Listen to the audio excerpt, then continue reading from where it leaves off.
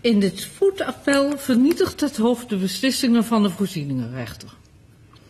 Het Hof komt, kort gezegd, tot het oordeel dat de EVT na 1 februari 2014 gebruik mag blijven maken van de haveninrichtingen in Harlingen en Terschelling. Anders dan de staat is het Hof er echter niet van overtuigd dat het publieke belang vergt dat de huurovereenkomsten met de EVT op dit moment worden opgezegd. De cijfers die Doekse heeft gepresenteerd over de financiële penibele situatie overtuigen het Hof er niet van dat dat door EVT komt. Een ander aspect is dat door de problematiek er wel overleg is geweest met EVT, maar niet een serieus overleg en dat dat echt gemoeten door de staat aangezwengeld, omdat de belangen van EVT erg groot zijn.